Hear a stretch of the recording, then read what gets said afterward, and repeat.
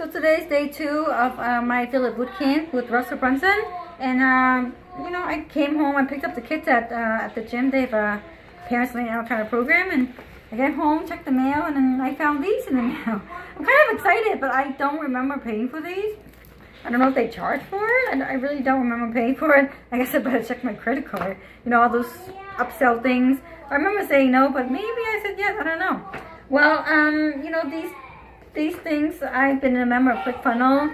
I've watched a ton of videos. I saw all 3 years. I binge watched all 3 years of the ClickFunnels Live, 2015, 16, and 17.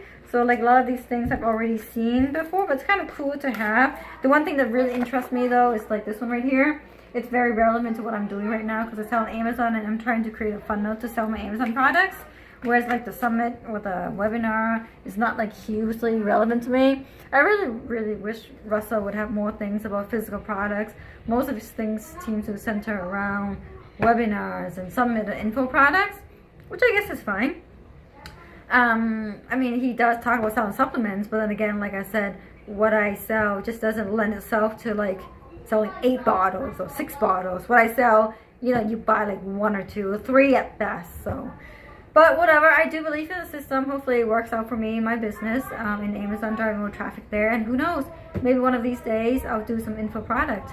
I'm pretty sort of decent at selling on Amazon. I have a lot of information to share to everybody. Maybe someday I'll make something out of that. I'm not sure. I am really excited for this book though. Like, it feels like a real magazine. It's like really cool.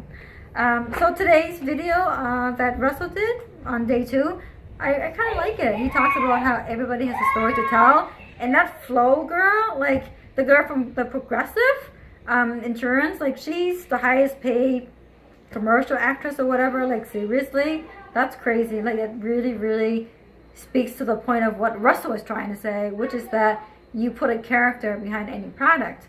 So I kind of really like that idea. Like, And then thinking about your ideal customer, like he talked about when you try to pitch a product to like a store, like a major brand, you go in there and they're like, I don't know if Julie would buy this, and you think that Julie's like some high level person you want to talk to, but in actuality Julie's just like their perfect customer that doesn't even exist. It's just a person that they imagine would go into their store and they market to that person. So I kind of like that idea a lot. I've been thinking about that concept a lot in like the product that I'm selling right now that's doing really well on Amazon, and I never thought about that before. And I mean, it's also the kind of product where it can have so many different uses. So I really don't know what my ideal customer is like.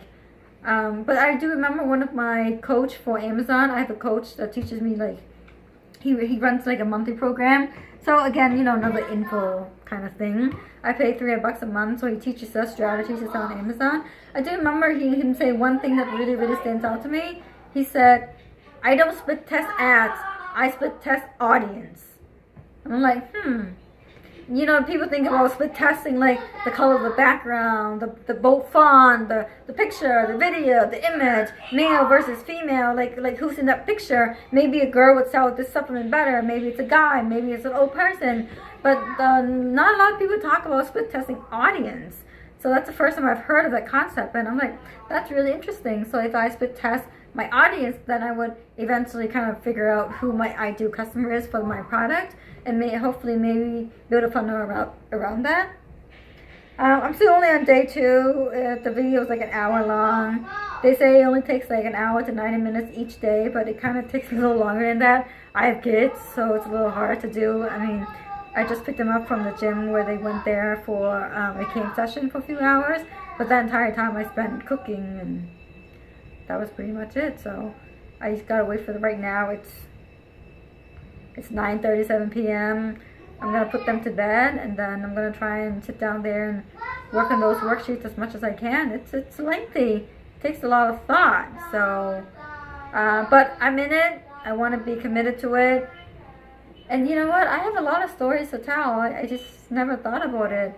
I never thought that anything I did or anything my family did was a big deal until like 5 or 6 years ago. This guy I dated, you know, when you date someone, you ask them, oh, what do your parents do? What do you do? How long have you been here? People ask me that a lot, like, how long have you been to this country? I'm like, fuck you, what if I was born here? I mean, I'm not, but like, I could have been. I mean, I came when I was 4. Like, why do people always assume I wasn't born here? But whatever. So I remember I told this one guy my backstory, my family, and we came here. We had no money, 8 kids. My mom was pregnant. My dad was 35 years old. We spoke no English. We lived in the projects for like 10 years, and a bunch of other things. I never thought how significant that story is, or how unusual and so heroic my dad seems in that story. And I remember him telling me, he said, "Dude, that should like go on Oprah. Like, that's an amazing guy right there." And I'm like, I remember thinking, I'm like, I never thought about it like that before. It just seemed so natural to us. I mean, I grew up in this house infested with cockroaches, and then one day when I was 16, I wasn't. I just never thought about it being so like significant what my dad did, or what my whole family as a whole did. So I do have a lot of story to tell. It's just a matter of focusing on what angle or what I'm trying to sell. So even though in the beginning, before watching Russell's webinar for today, I really wasn't interested. I'm like, yeah, this doesn't apply to me. I sell physical product. Like, this has nothing to do with me. Talking about building a character, having a person. What do you have to teach? What's your superpower? I'm like, that has nothing to do with me. But I watch it anyway. I told myself I would go through 100 days, so I watch it anyway. And I'm kind of glad I did, because now, like, it's getting my brain to think a little bit. So I'm going to go and do the exercises now after I put the kids down. My son's 5 years old or 6 years old. They usually go to bed at 7:30 on weekdays, but today it's a Saturday. There's no school tomorrow, so I'm letting them stay out a little late. Hopefully I have time to work on the worksheet afterwards.